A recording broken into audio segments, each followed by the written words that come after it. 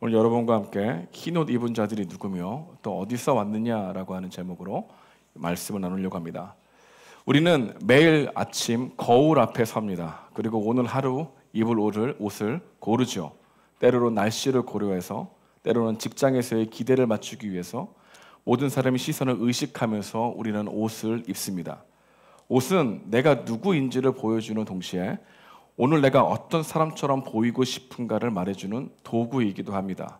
회사에서는 전문가처럼 보이기 위해서, 학교에서는 열심히 사는 학생처럼 보이기 위해서, 교회에서는 신실한 성도처럼 보이기 위해서 옷을 입기도 한다는 것입니다.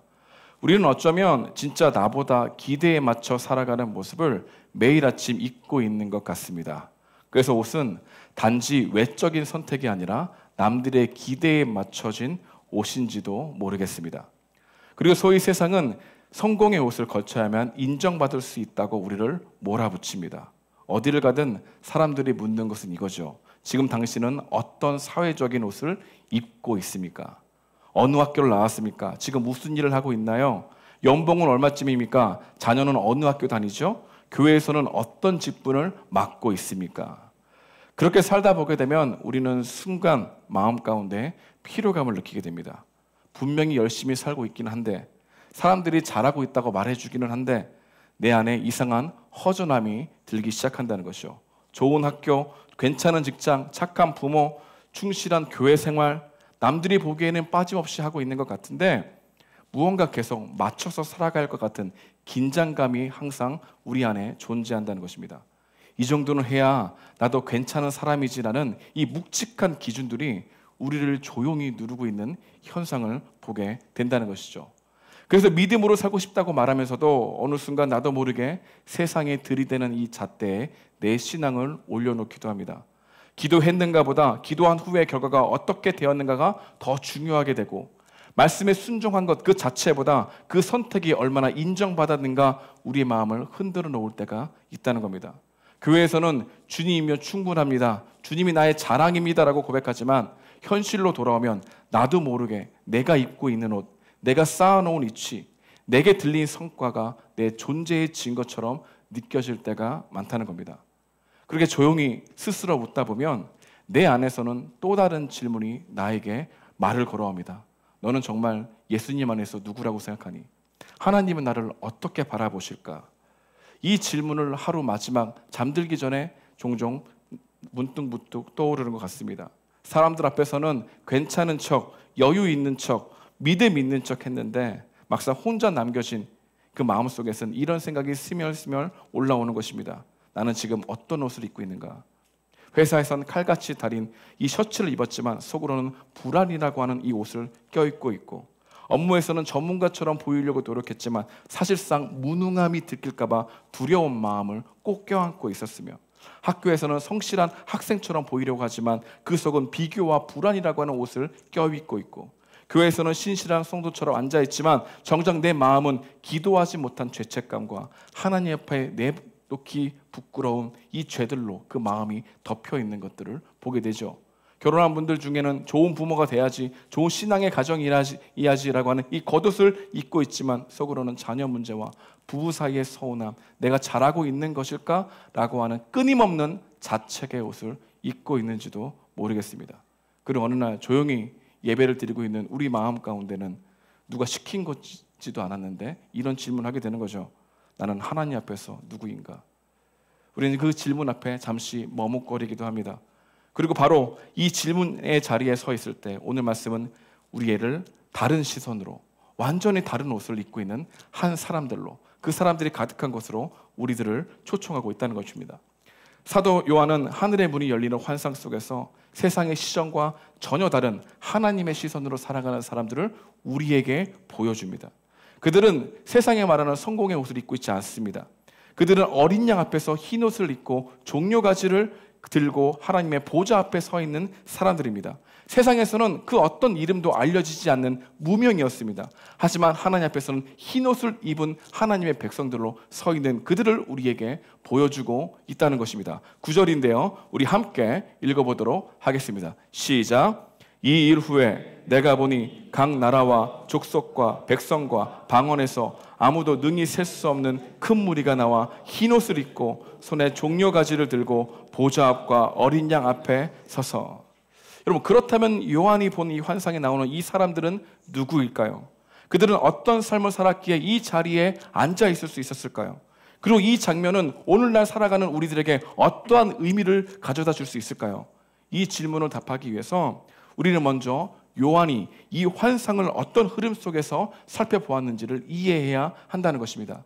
요한계시록을 쭉 살펴보고 있는데요, 요한계시록 6장까지 흐름에 보게 되면 전쟁과 기근과 죽음과 혼란이 이어집니다. 예수님을 믿는다는 이유로 박해와 고난을 받았습니다. 그 당시 소아시아 교회는 로마 제국의 박해에 너무나 힘겨워했습니다. 예수를 주라고 고백하면 죽음이 따르는 시대였습니다. 이들에게는 신앙이 단지 좋은 사람이 돼야지라고 하는 것으로 만족할 수가 없었어요. 목숨을 거는 결단이 있었다는 것입니다. 그들은 매일 밤 내가 무슨 옷을 입어야지 라고 하는 고민 대신에 내일은 내가 살 수 있을까? 라고 하는 그런 시대적 상황에서 이 말씀이 주어진 것이죠. 그러한 혹독한 현실 가운데서 하나님은 요한을 통해서 이 환상을 보여주신 겁니다. 흰 옷을 입고 종려가지를 든 자들을 보여준 것이죠. 그들의 삶은 실패한 것 같고 세상에 보이는 아무런 가치가 없는 것 같이 느껴지는 그들을 향하여 하나님은 무엇이라고 말합니까? 승리자라고 말하고 있다는 겁니다. 그들에게 주어진 옷은 세상에 줄 수 없는 옷이라고 선포하고 있는 것이죠. 예수님으로 상징되는 어린 양이 자신의 피로 입혀주신 그 옷, 그 흰 옷을 입은 자들을 보라. 세상에서는 너희들이 무명하나 하나님 앞에서는 흰 옷 입은 자들이다 라고 하는 이 메시지들로 우리에게 초청하고 있다는 것입니다. 여러분, 이 환상은 단지 과거의 신앙인들에게만 주어지는 환상이 아니라는 겁니다. 오늘날 우리가 살아가는 세상도 이와 다를 바가 없죠. 눈에 보이는 칼과 그리고 총은 없고 무엇보다도 사람들이 박해하는 것이 실질적으로 드러나고 있지는 않지만 우리는 믿음으로 살고자 하는 사람들에게는 또 다른 영적 전쟁이 있다는 걸 알게 되죠. 남들보다 정직하게 살려고 노력했더니 손해보는 경험들이 많아집니다. 바른 선택을 했는데도 인정받지 못하는 순간들이 찾아옵니다. 혼자 예배를 드리러 간다는 이유로 이상한 사람을 취급을 받는 현상들이 있죠. 남들은 다 누리는 것을 내려놓았는데 그리고 주님을 선택했는데 그 주님을 선택한 후에 찾아오는 외로움이 있다는 것입니다. 우리는 매일 그런 식으로 선택의 기로에 서 있죠. 그리스도를 붙들고 끝까지 걸어갈 것인가? 아니면 포기하고 편안한 길을 걸어갈 것인가? 이 질문 사이에 씨름하는 순간들이 우리에게 없습니까? 아니요, 있다는 겁니다. 그렇다면 요한이 환상에서 흰옷을 입고 종려가지를 가지고 찬양하는 그들의 그 모습을 소망하면서 인내하고 있었던 것처럼 우리들도 이 말씀을 통해서 나의 소망은 무엇인가, 내가 진짜 입고 있어야 할 옷은 무엇인지를 생각해 볼 필요도 있다는 것입니다. 여러분, 오늘 환상에 보는 그들은 어떤 옷을 입고 있다고 얘기합니까? 흰 옷을 입다고 얘기하죠. 흰 옷. 근데 이 흰 옷은 누구에게 주어진 겁니까? 여러분, 이것을 우리는 잘 알아야 합니다. 이 흰 옷은 죄 많은 사람이 예수님께 피로 덧입은 옷이라고 말하고 있죠. 그래서 여러분, 구절과 함께 우리가 기억해야 될 구절이 14절입니다. 우리 14절을 우리 함께 읽어보겠습니다. 시작. 이는 큰 환난에서 나오는 자들인데 어린 양의 피에 그 옷을 씻어 희게 하였느니라. 여러분, 흰 옷은 자기 힘으로 입는 옷이 아니라고 말합니다. 그들이 고른 옷이 아니에요. 그들이 만든 옷도 아닙니다. 그 옷은 하나님이 입히신 옷이죠. 그들은 의로운 사람들이 아니라고 얘기합니다. 의롭게 여겨진 사람들이라고 얘기합니다. 그들은 자격 있는 사람들이 아니라 자격이 없는 사람들에게 주어진 옷이 흰 옷이었다고 얘기하죠. 하나님이 준비하신 이 흰 옷은 우리가 완벽해질 때까지 기다리지 않는다고 선포하고 있는 겁니다. 여러분, 생각해 보십시오. 스스로 자책하고 아직 나는 멀었어 라고 말하는 그 순간에도 주님은 여전히 그 흰 옷을 들고 우리를 입혀주려고 기다리고 계심을 기억하라고 말하고 있는 거죠. 말씀을 읽고 싶지 않고 기도를 해야 된다는 생각만 가득할 때 그 순간에도 주님은 실망하지 않고 우리를 위해서 그분이 준비하신 흰 옷을 들고 계시다는 겁니다. 나는 왜 이 모양일까? 다른 사람처럼 왜 살지 못할까? 그 마음을 가지고 예배 자리에서 고개를 푹 숙이고 있을 우리를 향해서 주님은 흰 옷을 들고 기다리고 계신다는 것이죠. 이 옷은 잘난 사람들이 입는 옷이 아니라 주님이 사랑하는 자들에게 입혀주신 옷이라고 이야기함으로 세상의 가치에서 자기들이 마음 가운데 외로워지고 있는 그런 초대교회 성도들을 향하여 1차적으로 하늘의 환상을 통해서 흰 옷을 입은 그들을 보아라.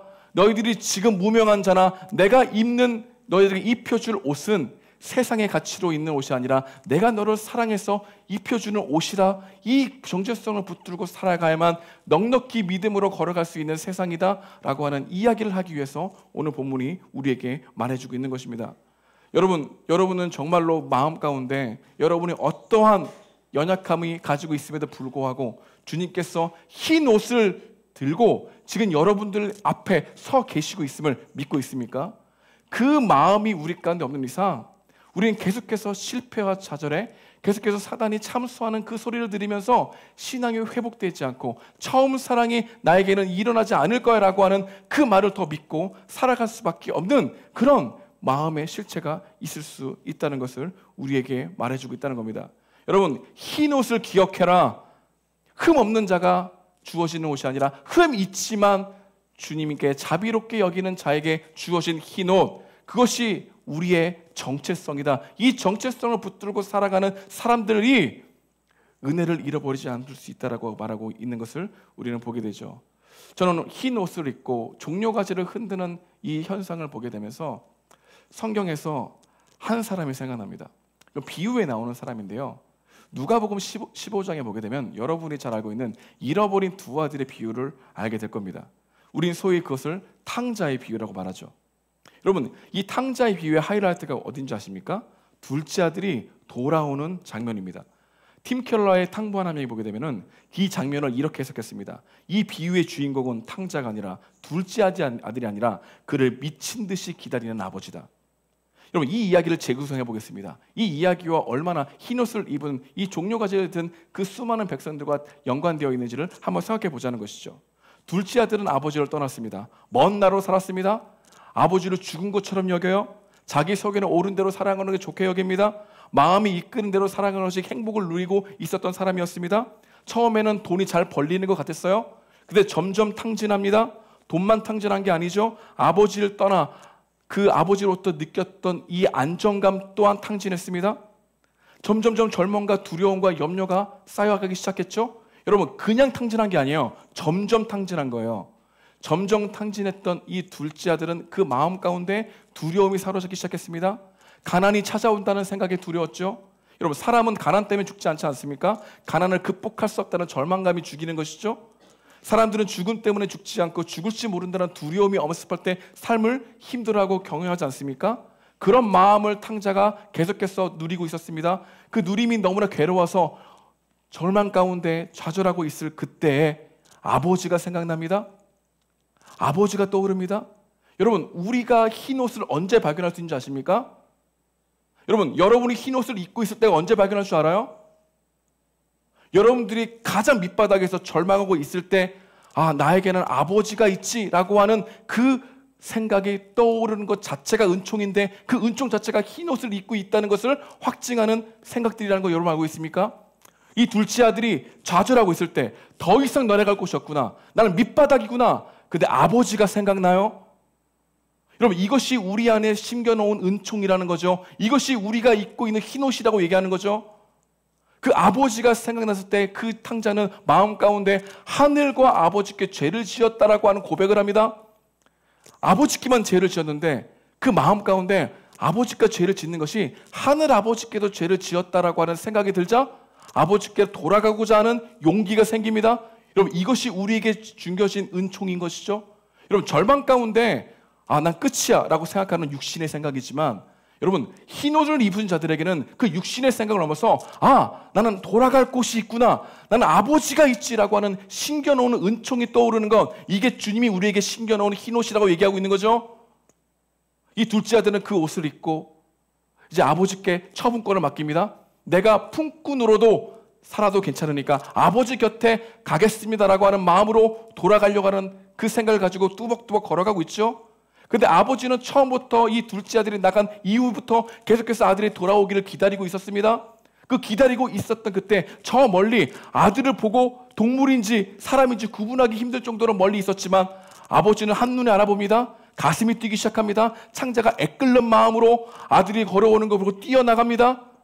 아버지가 뛰어나오는 것을 본 이 둘째 아들은 이제 아버지를 만나는구나. 두려운 마음으로 그 앞에 서가서 내가 죄를 지었습니다. 잘못했습니다. 품꾼으로 나를 받아주십시오라고 하는 회개를 드리려고 할 때에 아버지는 그 고백조차 듣지 않고 그를 껴안아버리죠. 자백할 겨를을 주지 않습니다. 그리고 그 아들은 펑펑 그 아버지 곁에서 울고 있습니다. 그럴 때 아버지가 어떤 얘기를 했냐면 누가복음 15장 22절인데요. 이 얘기를 같이 읽어보겠습니다. 시작. 아버지는 종들에게 이르되 제일 좋은 옷을 내어다가 입히고 손가락에 가락지를 끼우고 발에 신을 신기라. 이게 흰 옷을 입은 자들에게 주어진 은총인 거죠. 제일 좋은 옷을 입어라. 이 아버지에게는 그 어떤 회개의 고백도 중요하지 않았습니다. 회개를 싫어하신다는 얘기 아닙니다. 회개보다 그 아들, 그 존재 자체를 사랑하시는 그 사랑이 오히려 이 아들이 더욱더 자신의 잘못을 돌아보게 하는 힘이 되었겠죠. 이 흰 옷이 우리에게는 언제 발견되어지는가? 여러분이 어떠한 신앙이 성숙해가고 어떠한 믿음의 결단들을 이루고 있을 때 여러분들이 이 흰 옷을 발견할까요? 아니요. 그때는 여러분의 의의 옷, 자기 의의 옷이 여러분에 거쳐 있을 거라는 것을 더 발견하지 않겠습니까? 오히려 절망 가운데, 오히려 내 죄를 내가 스스로 이길 수 없구나라고 탄식하는 그 가운데 이에 스스로 돌이켜 아버지가 나에게 있다는 생각이 들 때 흰옷이 내가 입혀 있구나라고 하는 것을 생각하지 않을까요?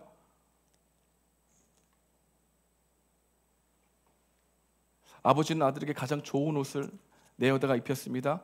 여러분, 이 행동은 아들의 부끄러움보다 빨랐고 아들의 회개보다 먼저 움직였다는 겁니다. 아버지가 아들을 위해 준비한 옷은 자격을 입히는 옷이 아니라 관계를 회복시키는 옷이었다는 거죠. 흠이 없기 때문이 아니라 내 아들이기 때문에 입혀지는 옷이었다는 겁니다. 여러분, 은혜는 회개의 조건이 아니라 회개의 이유죠. 은혜는 단 한 번도 늦은 적이 없다는 겁니다. 예수님이 우리를 위해 준비한 은혜의 옷은 언제나 먼저 도착해 기다리고 있다는 것, 그것을 생각나게 하신 그 때가 바로 흰옷을 입고 있다는 것을 우리가 느낄 때 아니겠습니까?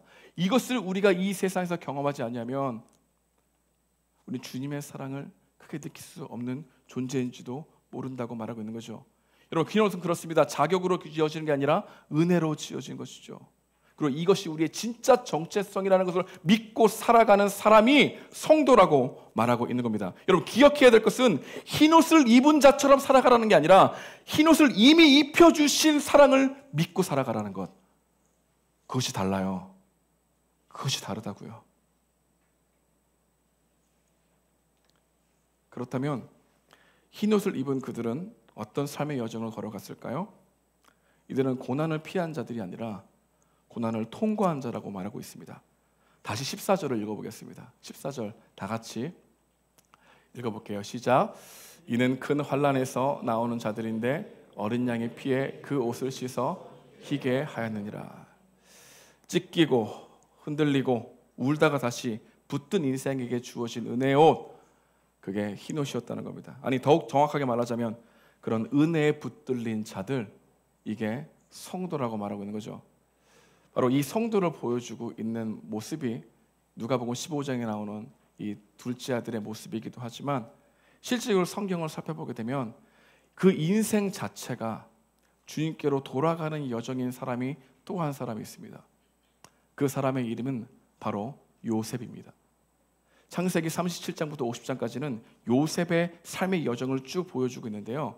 요셉은요, 옷의 행진을 보여주는 사람입니다. 여러분, 요셉은 우리가 잘 알고 있듯이 야곱의 아들 아닙니까? 야곱이 가장 사랑했죠. 그래서 어떤 옷을 입혀줬습니까? 채색 옷을 입혀줬습니다. 아들이 내가 가장 사랑하는 아들이라는 것을 보여주온 옷이 채색 옷이었죠. 여러분, 그러나 아버지 야곱의 사랑을 상징하던 이 사랑과의 존귀한 옷이 형들에 의해서 벗겨지지 않습니까? 형들의 질투 앞에서 벗겨졌습니다. 구덩이 속에서 이 채색 옷을 잃어버리게 돼요. 형들은 동생 요셉을 이집트로 팔아넘깁니다. 그리고 이집트에 팔아넘기게 된 이 요셉은 어떤 옷을 입게 되죠? 노예의 옷을 입게 되죠. 노예의 옷을 입고 간 곳이 어디입니까? 보디발의 집이었습니다. 그 보디발의 집에서 인정을 받게 되죠. 그래서 집사의 옷으로 갈아입게 됩니다. 하지만 집사의 옷으로 갈아입어서 정말 잘 살고 있지만 보디발의 아내가 요셉을 유혹하죠. 하지만 요셉의 그 유혹을 뿌리치지 않습니까? 그 뿌리치는데 옷이 벗겨진 그 옷은 보디발의 아내 손에 가야겠죠. 그 옷은 결백의 옷이었는데 그 결백의 옷이 뒤바뀌어서 죄인의 옷으로 확진된 물건으로 되지 않습니까? 그리고 요셉은 어디로 갑니까? 감옥으로 가죠. 감옥 안에서 많은 일들이 있었지만 어떠한 절망을 느꼈으면 나는 이제 감옥에서 죽는구나라고 하는 기다림과 인내와 침묵 속에서 그는 그 옷의 여정을 살아가고 있었죠. 여기까지 봤을 때는 우리 인생은 이렇게 찢기고 억울하고 누명을 쓰고 힘든 인생이라고 보여주지만 결국 하나님은 존귀한 옷을 벗겨셨던 그 요셉의 인생이 그것으로 끝나지 않고 다시 존귀한 옷을 입혀주죠. 어떤 옷을 입히셨습니까? 총리의 옷을 입히지 않습니까? 총리의 방점이 아니라 회복의 방점을 찍어야 되는 거죠. 그 옷을 입혀준 이 여정을 우리는 누굴 보는 겁니까? 요셉을 통해서 성도가 어떤 인생을 살아가는지를 우리에게 보여주고 있는 것이죠. 여러분, 요셉의 옷은 계속 벗겨지고 찢기고 숨겨졌습니다. 여러분, 우리도 세상에서 마찬가지 아닙니까? 계속해서 우리도 인생은 우리의 노력이 무력하게 되고 정결하게 살려는 결단조차 오히려 공격의 대상이 되지 않습니까? 삶이 호락호락하지 않죠? 기도하면 다 풀릴 줄 알았는데 말씀대로 살면 나는 괜찮은 줄 알았는데 억울한 일이 찾아오지 않습니까? 믿음으로 선택하는 일들이 더 외롭게 느껴질 때가 많죠? 그런 옷이 있을 때 우리는 절망하거나 침묵이 기다리거나 인내가 언제까지라고 불평할 수 있는 그 옷의 끝자리에는 회복의 옷이 있다는 걸 우리에게 말해주고 있는 거죠. 이 옷들은 연속으로 계속해서 보여주고 있지만 우연히 어느 순간 필연이 되어 이 요셉이 더욱더 주님 곁으로 가는 것을 우리에게 보여주는 이 예화가 고난 가운데 끝까지 견뎠던 흰옷을 입은 백성들과의 그 옷의 여정을 보았을 때 하나님께서 어떻게 성도들을 이끌어 가신지를 보여주는 존귀한 예화라는 것을 알게 되는 것이죠. 전 여러분들에게 한번 말하고 싶은 것이 이겁니다. 나는 내가 정말 주님이 주신 이 정체성의 옷을 입고 살아가는 것을 내 인생에서 소중히 여기고 있는가? 나는 정말 그 옷이 나에게 가장 중요한 옷이라는 것을 여기고 누리며 살아가고 있는가? 오늘 본문은 우리에게 질문하고 있는 거죠. 나는 종려나무의 손을 가지를 흔들면서 그 주님을 찬양하는 나의 삶이 내 인생의 가장 중요한 것이라는 가치를 누리며 살아가고 있는가? 오늘 우리의 본문은 우리에게 말을 걸고 있는 거죠. 나는 은혜에 적셔 있는가? 그래서 흔들며 살아가는 것이 나의 정체성인가? 다시 한번 점검하라고 하는 이 이야기를 오늘 우리에게 하고 있는 것이죠. 주님이 우리에게 이렇게 말씀하십니다. 내가 너를 위해 준비한 옷이 있는데 제발 그 옷을 기억하라라고 하는 것이죠. 왜 그 옷을 내가 너에게 입혀주려고 하는 것, 입고 있는 그 옷을 왜 기억하지 않고 다른 옷을 입고 살아가려고 하느냐고 우리에게 말해주고 있는 본문이라는 것이죠. 오늘 말씀을 준비하면서 기억에 남는 집사님 한 분이 계십니다. 제가 서울 영동교회 오기 전에 강남의 한 교회에서 10년간 사역을 하는데 알게 된 집사님이신데요. 그분이 먼저 남편을 암으로 떠나보내셨습니다. 몇십 년 함께 살아온 남편이 떠나고 나서 많이 힘들어하는 것을 보게 되었어요. 집안은 조용했다고 얘기하고 가슴 한편은 늘 허전했다고 얘기합니다. 남편이 돌아가신 후에 가까운 교회에 가서 새벽 제단을 쌓으셨다는 이야기도 들었습니다. 그런데 하루는 새벽 예배 다녀오신 후에 옷장을 정리하다가 남편이 평소에 입던 양복이 세탁소에 맡겨졌다는 것이 문득 떠올랐다고 합니다. 왜 세탁소에 갖다 놓냐면 이제 남편이 병원에서 돌아오면 교회 갈 때 입힐 때 깨끗하게 입히려고 맡겨놓은 것입니다. 그런데 병간 후에 정신이 없어서 양복을 찾지 못했고 장례식 이후에 생각난 것이었습니다.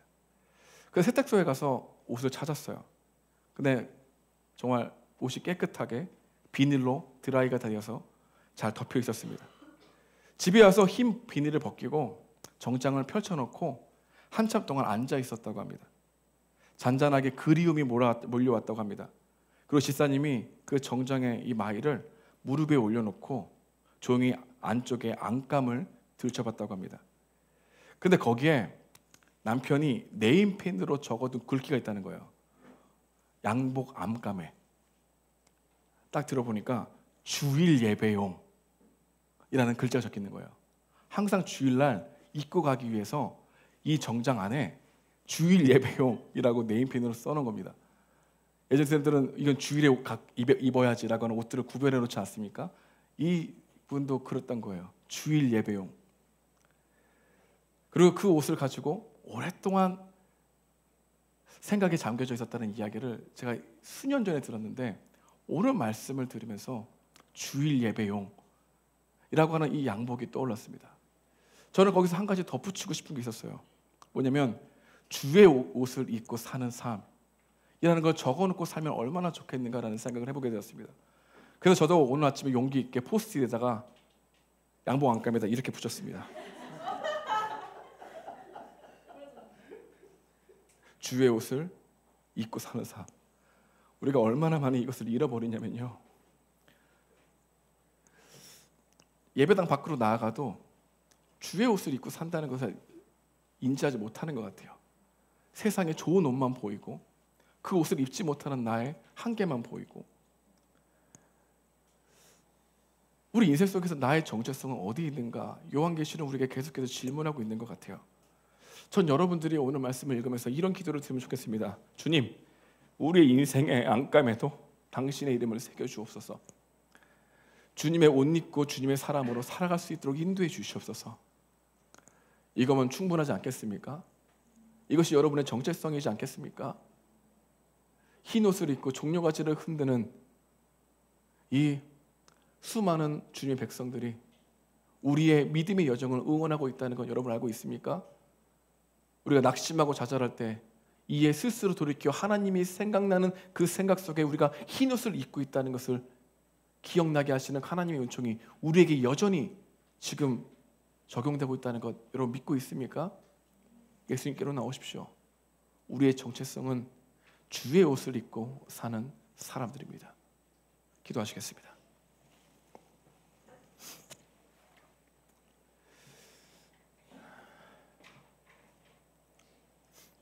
여러분 한번 생각해 보십시오. 지금 나는 어떤 옷을 입고 살아가는가?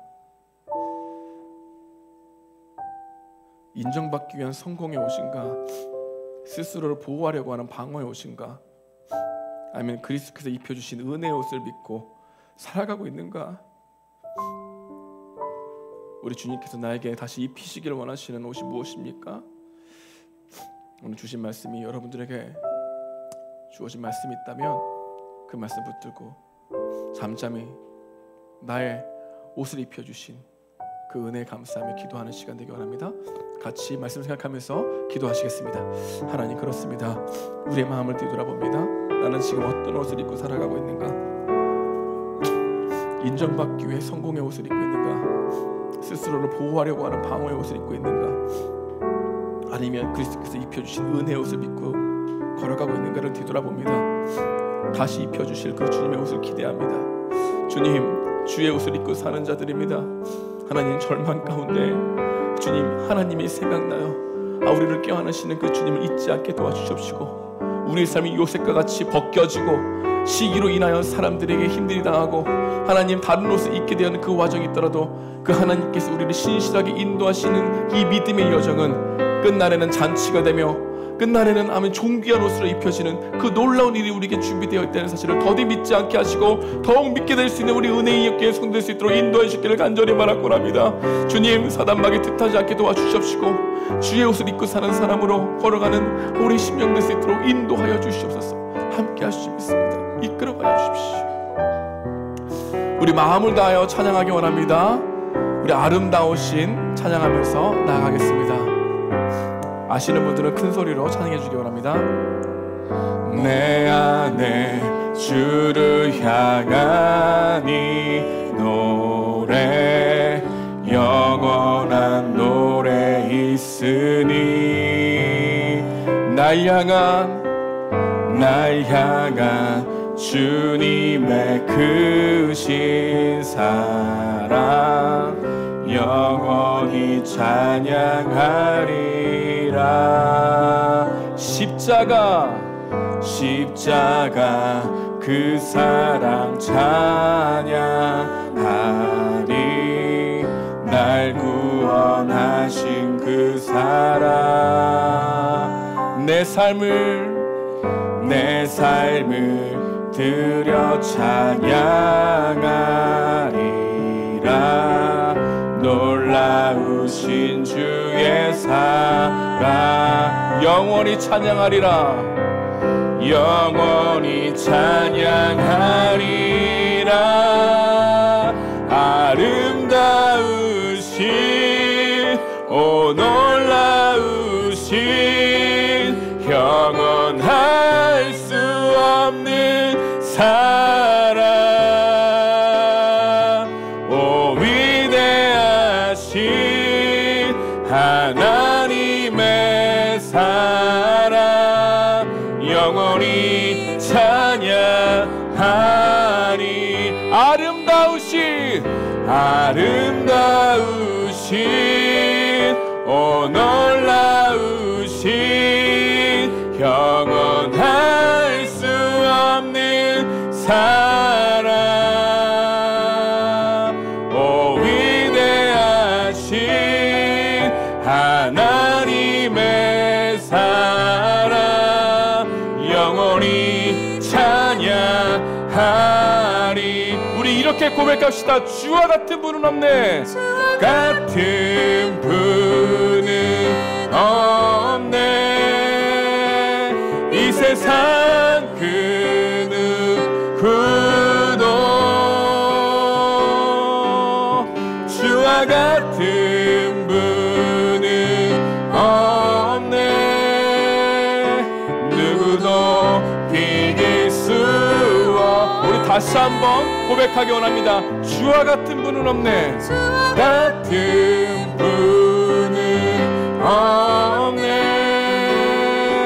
이 세상 그 누구도 주와 같은 분은 없네. 주와 같은 분은 없네. 누구도 비길 수 없네. 아름다우신 오 놀라우신 영원할 수 없는 사랑, 오 위대하신 하나님의 사랑 영원히 찬양. 여러분의 목소리로만 찬양하기 원합니다. 아름다우신 오 놀라우신 영원할 수 없는 사랑, 오 위대하신 하나님의 사랑 영원히 찬양하리.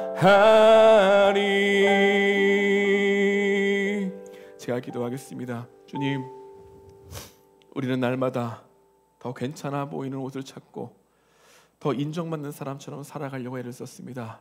그러나 오늘 그 모든 옷을 벗고 주님이 입혀주신 옷, 그 은혜의 옷, 십자가의 옷, 그 흰 옷을 다시 붙듭니다.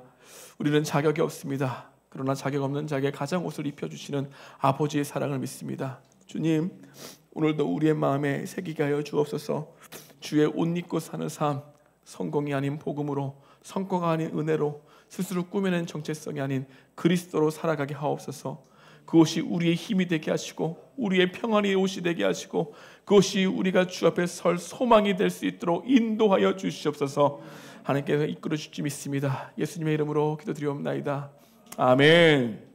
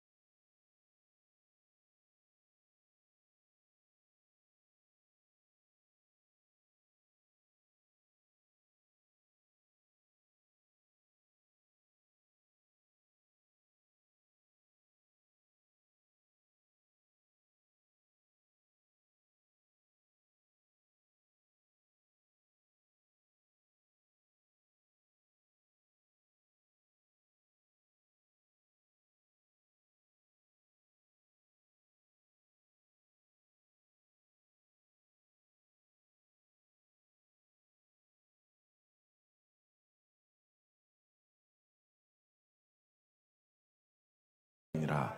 아멘.